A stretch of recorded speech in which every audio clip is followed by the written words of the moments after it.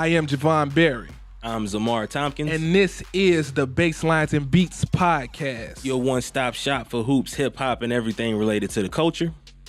Before we get started today, man, we want to shout out everybody who's been supporting us so far. If you're already down with the movement, we appreciate you. We've been seeing all the sharing you've been doing. All that stuff is super, super dope. All the shares, all the likes, all the comments. Thank you so much. If you're not already down, please go follow us on Facebook at Baseline Pod and on IG at Baselines and Beats. Also, we seen y'all been asking about how the studio set up, why it looks so professional, how it looks so dope, how everything sounds so clear, man. We want to shout out our producers over here at The Content House. You can go find them on IG at The Content House Shy and on Facebook at The Content House Shy. Z, how you feeling, man? How we doing? Chilling, man. How you? I'm feeling good today. It's all good, man. What we getting into today? Ooh, so we got a lot of stuff to talk about, but first off, we gotta get into the basketball side of things. Okay. Last time we was here on the pod, we was talking about the disappointment in the Celtics and the Rockets with their slow starts and everything, but it looked like they turning the corner, man. What you seeing? Yeah, man. You know, I think right now, as of recording, the Rockets went on a 5-game winning streak. James Harden is going nuts, so traveling a little bit, doing a little bit, so he's doing a little bit of traveling. But I think they done got healthy. For the most part, CP's back healthy. He just had like a 21-8 game or something like that. They got their defensive coach back, and they starting to find that rhythm again. They starting to capture some of that essence from last season. Same thing with Boston. Boston is I think they won like 8 of their last 10, something around there. Kyrie's looking good. And they just starting to figure out the offense. Moving Hayward to the bench is really starting to help them out a lot.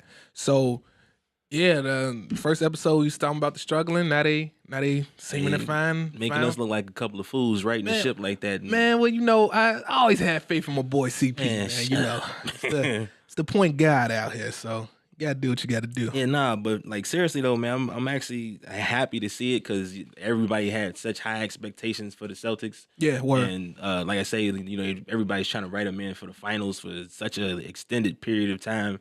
And I felt like it was only a matter of time before all this stuff got turned around. Like Gordon Hayward at times is looking like a very solid player coming off the bench. He had that one big game. I think he had like 30 points or something like that. Yeah. Yes, and when they win and they look real good. Kyrie's being the superstar that you expect him to be. Jason Tatum plays his part. Same thing with Jaylen Brown, and then it's just the whole team as a whole. They play for each other. It looked good. Yeah, man. I'm excited to see what they was gonna do. For a second, it was looking like Toronto was just gonna run the East. Yeah. And as dope as it is to see what Kawhi over there had been kind of born to. Very born. You know what I mean? So. To see them doing their thing, Milwaukee still going strong. It's dope. Philly looking like they can come into shape too, man. They just got Jimmy, and you know they got to work some kinks out. But you know what's crazy? Joel Embiid's conditioning. And you can tell like when he's getting tired because I don't know if he like takes off. Well, you see him, he eat a burger before every game. That's true. A big ass burger too. He on his Charles Barkley.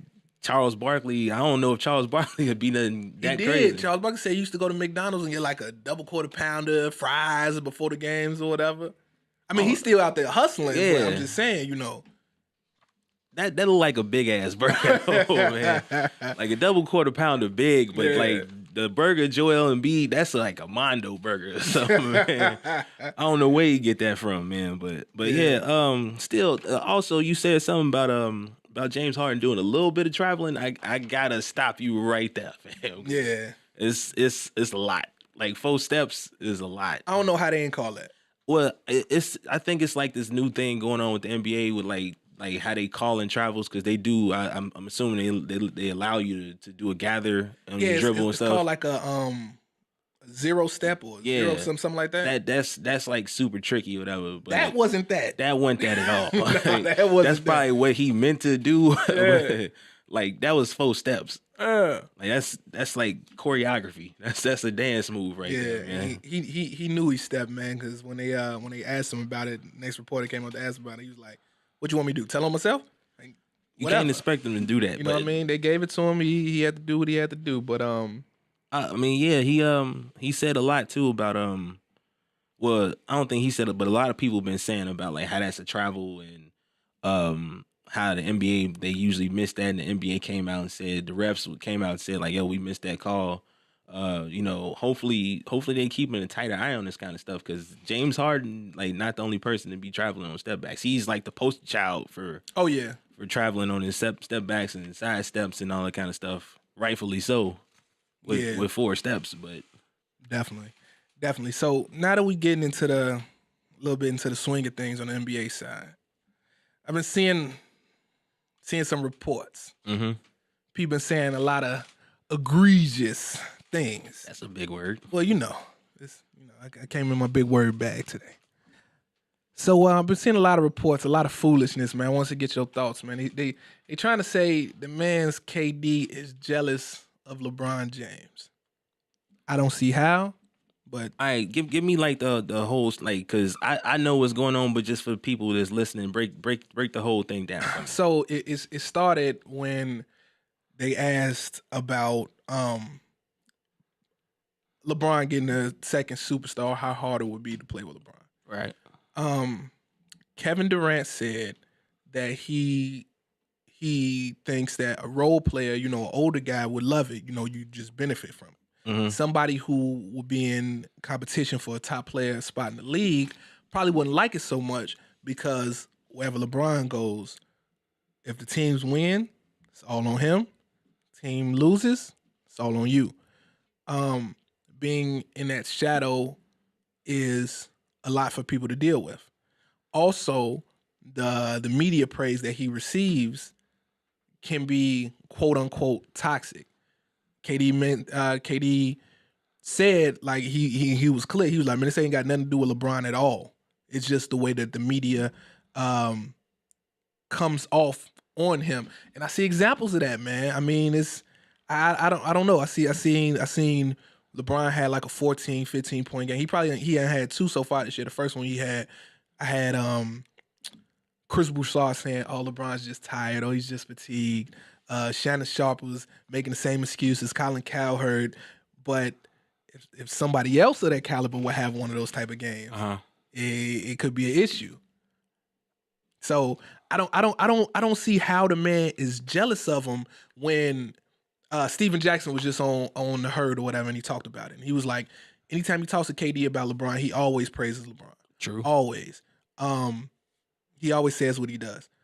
I don't see how they can say the man is jealous of him. I don't really get that. All right, my thing about it, I do think Kevin Durant is jealous of LeBron on some level. Like, I'm not gonna say like Kevin Durant like is like a 14-year-old girl in high school. Like, I'm tired of this chick coming to school with the new shoes every time. That's kind of what you're saying. No, it's not what I'm saying. Oh, I'm saying what I'm saying, okay. But you jumped in to tell me what I was saying. Which okay, go ahead. This guy. All right.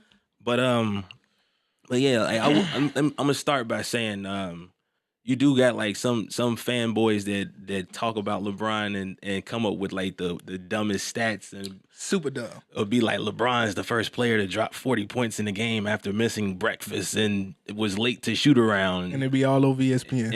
And it's like the 40-point part is cool, whatever, but like all the extra stuff sometimes it do get to be extra. If he made history, he made history. Applaud him for that, but yeah. You ain't got to start bringing it like LeBron wore purple shoes tonight. No player's ever scored over 20 points wearing purple shoes. Hey, yeah, that's crazy. But why I say like Kevin Durant, like why I feel like on some level he is jealous of LeBron. Okay, is because Kevin Durant is widely regarded as the second best player in the NBA. Not according to some of y'all. You've seen last episode. No, it's not some of y'all. It's you. It's only you. No, it's not. Somebody said he was the 4th best player in the league. Oh, okay. Yeah, I mean, you were at the last episode. Okay, yeah. And then you got your boy Max Kellerman. Don't even say he top 5. Max Kellerman said that? Yeah, that's your man's. I don't know Max Kellerman. He don't even say he top 5. When you in that video when he was rapping? When you in there? I don't know nothing about no Max Kellerman rap. The truth is out. That don't even sound like a true statement. A Max Kellerman rap. You never seen Max Kellerman rap video? This actually happened? Oh, man, listeners, please. Anyway, Jesus though. Christ, this man ain't seen the video. Like I say, Max Kellerman got bars. Stop. No, I'm being serious. He got real bars. Yes, he was in a rap video. I show you off it. You're gonna have to show me this. All right, Anyway, like I say, Kevin Durant is widely regarded as the second best player in the world, right? Yeah. The attention that comes along with that is massive. You agree to that, right? That's huge attention. Yep. Right. So, how long has Kevin Durant been in the league? Kevin Durant's been in the league since 2006. So that's what, 12 years? This is 12th season. 13th season, 12 or 13th. Somewhere enough. Okay. You know what I'm saying? Yep. You know if somebody gonna ask you some stuff like that they fishing for a sound bite, and he gave it to him, right? Okay. Why why would you go on to say, like, I agree that at times the environment around LeBron can be toxic or whatever, but you being Kevin Durant, you've been talking to media people for years, and you trying to take this shot at the media people. You bring in LeBron into it. You literally giving them what they're looking for. Because you're trying to show the hypocrisy of the media. I get that. Okay. But it's like you just like, oh man, I don't like the way people fawning over LeBron. And honestly, I feel like, like Kevin Durant would want that attention. You think so? I think so. Because he don't strike me as that type of person. Nah, I mean, yeah, he's a chill, laid back dude, whatever. But like, he don't strike you as the type of person off if you never met him or if before all this happened, he wouldn't strike you as the type of person that got burner accounts and just be owning, got like a fake phone and all that kind of stuff just to be arguing with people online. Well, no, that's true. Yeah, that's true. And it's like a couple years ago, they asked him about him being like, he said something like, I'm still the best player in the league. Okay. When he was clearly not the best player in the league. This is a couple years ago. Yeah. Is he not supposed to feel like he's the best player? I mean, he's supposed to feel like he's the best player in the league. I'm not saying he's not. I even though this only episode 2, somebody asks us who got the best podcast. Baselines and Beats got the best podcast. That is true. We do have the best podcast. Baselines and Beats the podcast. No cap. What the kids say? No cap, big facts. Yeah. Merch. What you said. Word. That's a lot. Yeah. But like I'm saying, like you supposed to feel like you the king of the jungle. You supposed to feel like you're the top guy. If you're gonna play ball and you're gonna compete, you supposed to feel like you're the best at your spot. LeBron James play the same position to him. Okay. People usually say LeBron's better than Kevin Durant. Okay. It's this type of stuff has been like happening like for a long time. People saying Kevin Durant is second fiddle to LeBron. Right. I feel like on some level Kevin Durant is tired of hearing it. And would you? Because like even so, look at it like the past 2 years in the finals, LeBron lost to Kevin Durant in the finals. Yeah. You don't never hear that narrative though. You hear LeBron lost to the Warriors or LeBron just lost. Kevin Durant is the finals MVP for the past 2 years. Where look, he's still like what more can you want him to do, and he still don't even get credit as being like the best player in the world. I don't think he deserve it, but I feel like he think that he deserve it. No. And like I feel like at least a tad bit Kevin Durant jealous of LeBron. I can't see it, man. I mean, I hear your point. I think in this culture, people like he was saying how he felt. Right. He's entitled to do that. He's entitled to his opinion, and he said some pretty factual stuff. What do you say? I mean, just about when you go to play with LeBron, how if he wins, all the credit is on him. If you lose, all the credit is on the team. That's true. That's pretty factual. Him talking about how some of the media fawns over him is a pretty, like you just said, with the fake factual stats and stuff factual like that. So I think people don't like the word toxic, but if you preface it and say, this ain't got nothing to do with LeBron at all. This is nothing, nothing to do with him as a person, as a player, none of that. The thing, I'm gonna tell you how it's true. They had topics on so many different shows, so many different networks. All right. When KD said he enjoyed watching tape of Mike, Kobe, and Kyrie. Okay. These mothers was up in arms. Oh, how could you not mention LeBron? How could you do this or whatever? And he broke it down. He was like, I don't see how you don't say Mike and Kobe aren't just the greatest. And Kyrie is one of my best friends, and I love the way he moves with the ball. I love the fluidity in this game. These ones was upset he didn't say LeBron. What does LeBron have to do with this conversation? I'm talking about Kobe, Mike, and one of the closest people one of the closest people in the league to me. This ain't got nothing to do with LeBron. But here goes Shannon Sharp. Oh, you jealous? You didn't mention LeBron. Here go Colin Cowherd. How could you disrespect LeBron that way? Nick Wright. All these guys. This ain't got nothing to do with LeBron, Z. This ain't got nothing to do with LeBron. So that's what he's talking about. I'm like, bro, if I feel like Mike and Kobe, and he said this this is not the first time he said that. Growing up watching Mike and Kobe and just watching the fluidity in their game, it's like kind of like poetry. You know, LeBron has a different type of game. He's effective, but he like a bulldozer. Yeah. He's running people over, whatever. It's not as graceful to watch. So if somebody likes the way they look, you're gonna say, when I watch tape, I tell people to watch these guys or come over. Well, I wouldn't say it's not as graceful to watch. I would say that it wouldn't be as beneficial for Kevin Durant to watch it and try to emulate it because he doesn't have that type of game. Well, it's not even that. It's just about the one graceful thing about LeBron's game is his passing. Out of this world passing. It's like playing a piano. Is like artistry. Okay. It's beautiful. It's pretty to look at. Him driving to the rim, getting an and one for a layup, it's not like pretty to look at. It's like a running back going to the end zone. Okay. You know what I mean? But then the inverse, you take somebody doing a back down fadeaway jumper, rainbow shot. It's like, yo, or Kyrie coming up with one hand and fillet off the glass, bro. Like, that's your best fillet? What you? Nah, I can get Give it to me, I man. get my real fillet. I say fillet. Let me hear it, man. Fillet, yeah. There you go. But shout out Big Fillet. But for to see that, it's beautiful to watch. So for him to say, I love watching that type of game, it's no knock on LeBron. Okay, yeah, it's not. And when you talk about the greatest, you don't have to mention LeBron every time. Dude, don't you think Kobe? You said when you talk about the greatest, you don't have to mention LeBron every time. You don't have to not if you don't think he's the greatest player of all time. Okay. You know what I mean? But for the media just to be like, oh, I can't believe the disrespect. How could he not say this about LeBron James? He's right here, the greatest of all. And it's like, dude, we know LeBron is dope, but you asking me who I like to watch tape after. Right. That's it.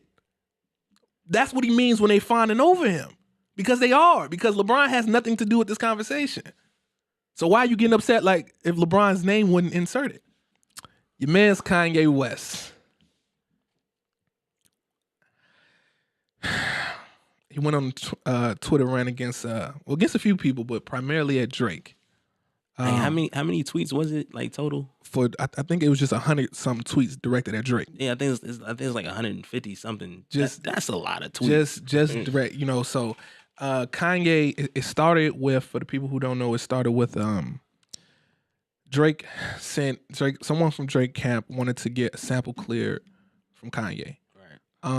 I think it was for like Say What's Real or something like that. Yeah, Say What's Real from Say You Will from 808s and Heartbreaks. Right. Drake did that iconic. I don't want to say iconic. It was pretty dope. It was dope as hell. I don't know if it's iconic, but it played a big part in my life. Word. His version of it. Word, yeah, because you was really emotional back then. Still am to this day. To this day. So he hit him. Kanye goes to Twitter with it and says everything's fake. I've been trying to contact Drake. He trying to clear a sample with me, but you haven't been talking to me. I've been trying to talk to you for like 4, 5, 6 months, whatever. All right. So he said he ends up talking to Drake. Everything's fine, right? Mm-hmm. Then he gets back on Twitter, says Drake threatened him and his family. And we off to the races from there. Kanye starts to talk about how Drake has been dissing him since the pool line.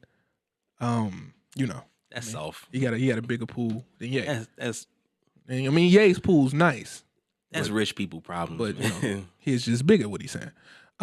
So he been talking about he's been dissing him since then. He's talking about how he dissed him on sicko mode. Pull up, make it right. He was like, "Yo, Saint stays to the right, bro. You talking about you trying to take food out my kid's mouth. You talking about you telling people don't wear no 350s around me. You can't diss your idol. He's going in. What is this infatuation that Kanye West has with Drake? Um, I don't know. I think like it's clear something not right with Kanye. Okay. I think a lot of times, like somebody like Kanye West got a lot of money. A lot of money. Kim Kardashian West got a lot of money. A lot of money. They need to have somebody on payroll to just come and take Kanye's phone away. I don't think Kanye want that, man. Of course he don't want it, but he need that. You need his phone taken away? He needs somebody to come take his phone away. Cause I feel like Kanye West, like he get into this zone where he just got too much time to do stuff and like just think about stuff and just like, oh man, he said like how you just said it, like Drake say made it right or whatever, and oh man, Saint stays to the right. Well, like, I mean, Drake is gonna say, oh yeah, I'm about to come at this dude's son. He stays to the right, make it right. Bow. Just punch the baby in the head. Come on, Kanye. Drake, don't punch Kanye baby. Don't punch Saint, man. If Drake punch Kanye baby in the head, we had to jump Drake on the strength of Chicago. We can't let him come the South Side like that. Yo, you can't punch the baby in the head, Kanye, because Drake, because we're gonna have to jump you, bro. You know how many times we've been in that Heroes and the Through the Wire video? Plenty of times. You can't punch Kanye's son in the head. I was listening to College Dropout on the way over here. Word. But it's ever since Drake has become this megastar, Kanye West has had some kind of weird energy around him, right? Right. My man Talib Kweli said it on Drink Champs. Mm-hmm. He talked about Kanye feeling anxious or nervous when Drake was rising to superstardom. Like, what is this new energy that's called Drake? So I guess I want to know what is what is it about Drake? Because there are other superstars, but what is it about Drake specifically? Well, they clearly have some sort of like weird like frenemy like relationship, right? You know what I'm saying? Like, and they've been like doing this for years, right? Like even back to the Ye's pool is nice, mine's just bigger. What I'm saying, all that kind of stuff. It's a little shy. Like back to that, when Watch the Throne was out, whatever. Drake and Wayne, man, me and Wayne was doing an album, coming out with an album. I don't know where he got the idea from. Like, yeah, they're two good artists. Drake, your album Chill. Wouldn't have been better than Watch the Throne. It wouldn't have been better than Watch the Throne. Wayne at the time was the great. man. Drake was coming into his own, but like that wasn't finna be better than Watch the Throne. Come on, son. Watch the Throne is like instant classic. Big facts, no cap. So it's been a topic about Kanye's behavior, and he said in some of the tweets he told Drake, "You pick on people with mental health issues." You said a disrespectful line to Kid Cudi, right, when he did rehabbed, and he's saying Kanye is alluding to whatever mental health issues he may or may not have. So I believe Kanye said he was diagnosed with bipolar disorder. Okay. But then when he went to the White House visit, he said they misdiagnosed him. I'm not sure, but sometimes when I hear him talk, man, I feel like he just really, really needs to get help. Really needs to get help. So much so, I went to go talk to my wife. My wife is a therapist. And I asked her, and I was like, you see some of the stuff he's doing. What would, in your professional opinion, what would you diagnose it as? And she said he has signs of bipolar disorder, but also just like huge narcissism. Huge narcissism. To the degree like she said something real interesting. She said, sometimes people with bipolar disorder slip into depression, right? Because of it. She says Kanye's narcissism may be what's keeping him from slipping into depression because he always bigs up himself, right? He thinks he's this great person. Do you think Kanye West has these mental health issues? And what do you think? What do you think he should do about it? Like, I mean, when he goes on these rants, Kim has came out and said Kanye wasn't taking his medication. He said he tried to go see a therapist. He didn't follow through with it. Well, I mean, give me your thoughts on that. Hey, first off, I want to start by giving a huge shout out to your fiance, because that was a bomb ass diagnosis. Yeah, she the bomb, man. Yeah, so I love you, baby. I gotta say I love my wife too. You got to. You gonna get beat up. Yeah, I don't want those problems. You don't want no wife smoke. I don't, because I gotta sleep in the same bed with her. Word. But as far as like Kanye though, it's clear to me that I don't know what the mental health issue is with him. Right. That sounds like spot on. It makes a lot of sense with what your fiance is saying. Uh-huh. But I think like even like I joked about like Kanye having somebody to take his phone away. Yeah. But I feel like Kanye got to reevaluate his circle. Okay. Cause like, you know, like if it's me, you, and the rest of the people we kick it with, and there's something wrong with you, I'm not just gonna let you just be out here just by yourself. Like I'm a check on my man. Yeah. You gotta check on your people. Yep. And Kanye just don't have the same people around him as he used to have. Mm-hmm. Like, you know, he used to keep Rhyme Fest and Don C and all these other people around him and all that kind of stuff, and they not there.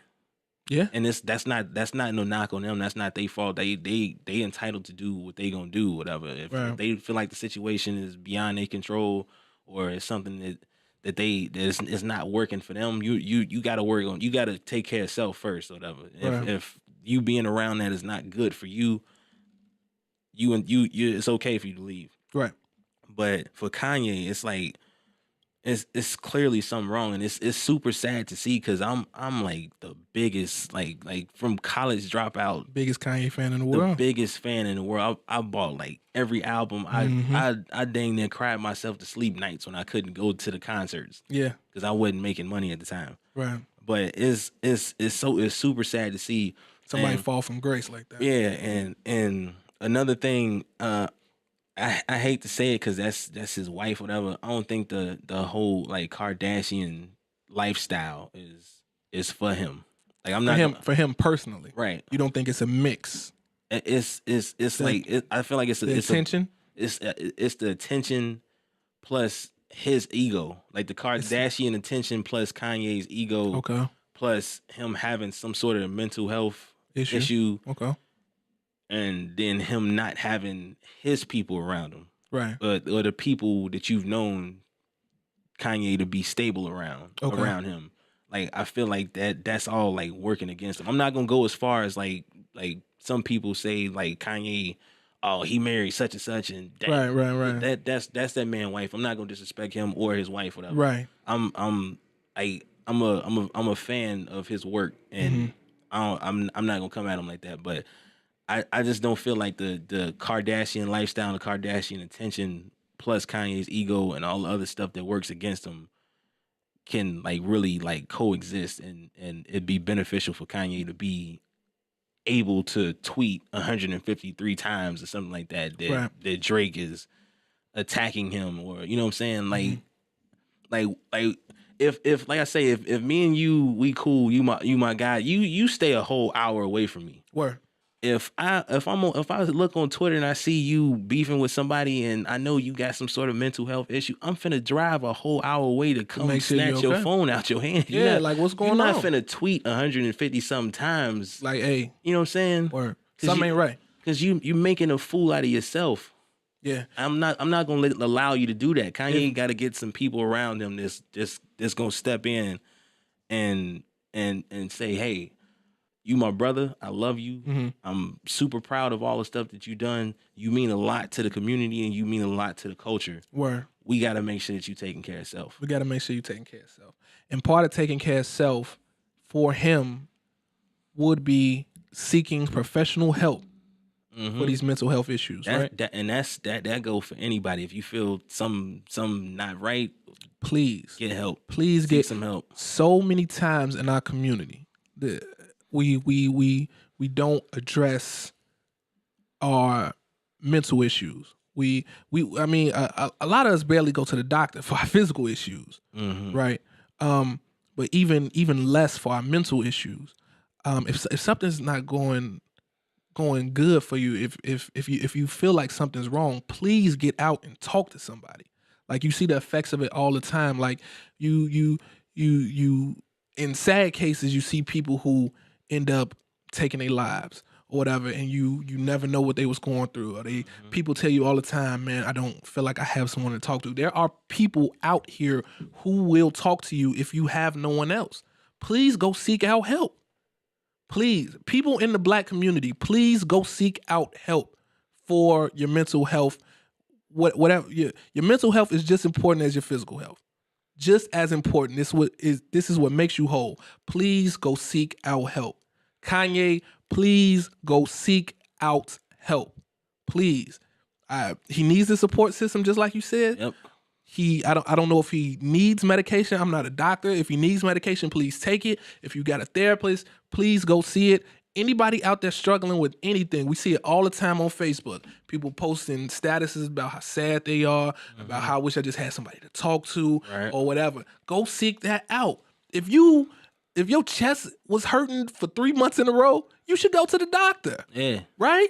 You should go to the doctor. If you break your leg, you should go to the doctor. If things are not right mentally, go to the doctor. Kanye, go to the doctor. Go talk to someone. Please get it straightened out. You seeing it a lot more, like people suffering from these issues, but you also seeing it a lot more too, people doing something about it. Like you got like the Kevin Loves and the DeMar DeRozan's talking about it. Talking about how real it is. I even have a friend who is a counselor at my school. Okay. We just did a project where we talked about like how serious it is and how beneficial it is to seek help, especially for college students, especially for people who feel like it couldn't happen to them. Mm-hmm. Like it's a real thing, and I love the energy that is that's being shown towards it, and it's like it's real, it's here, and we getting to the point where we really doing something about it. So like we've said, like Javon said, like we've been saying, and like we're gonna keep saying, if you feel like you have some sort of like issue or mental health issue, some sort of problem, you need to talk to somebody. Don't be afraid to do that, because it's real and it happens to people that look just like you. Every day. That's powerful, man. That's powerful. That's one of the reasons why we wanted to start this platform, so we can talk about things that don't get talked about enough by people who look like us. That's one of the reasons why we're working with the Content House over in South Holland. There are a bunch of people who look like us who are giving us a platform to bring to you stuff that's not getting promoted. So on that note, we got one more real serious topic to talk about. We've been seeing it get shared around everywhere. It's the story of Cyntoia Brown. For those of you who aren't as aware, Cyntoia Brown, at age 16, she ran away from home.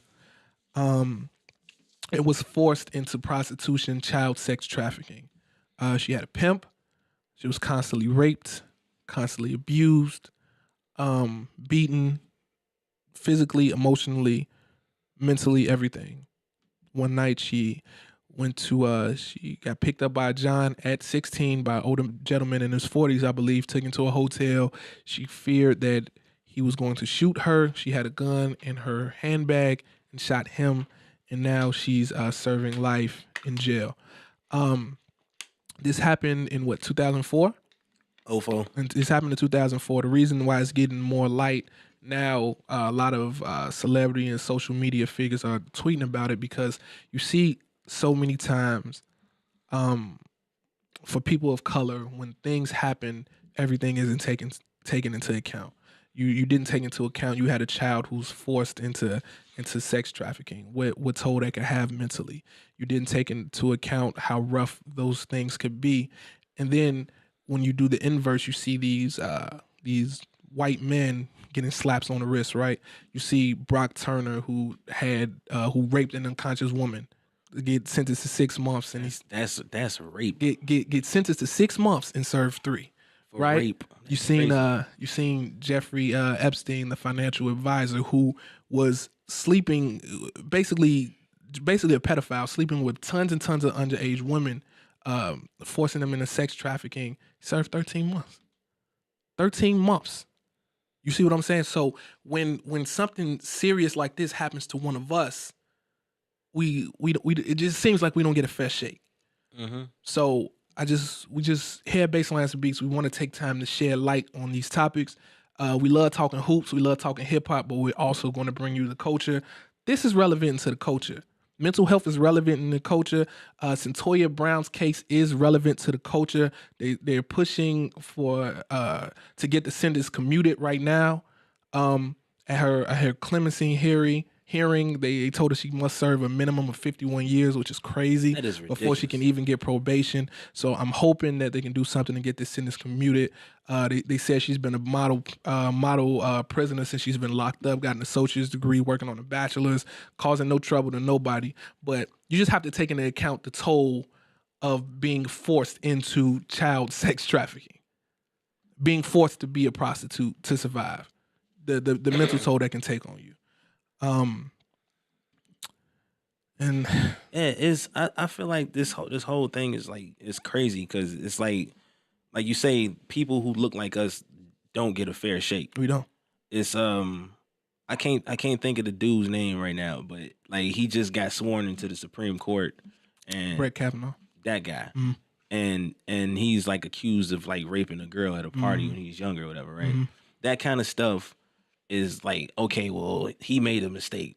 Even if let it go. Even if he did or didn't do it, which I mean, we probably believe that he did do it, right? But if it was one of us, it'd be like, oh no, way. We wouldn't even got the opportunity. Yeah, you wouldn't even. It wouldn't even been the conversation. We wouldn't even got the opportunity. Like even with this Cyntoia Brown thing, this happened 2004. There wasn't no conversation happening. No, you know, there's just throw it in jail. Word. That's crazy. And then the thing, like I say, he just got sworn into the Supreme Court. He's the type of person that'll get a chance to look at a case like this. Yeah.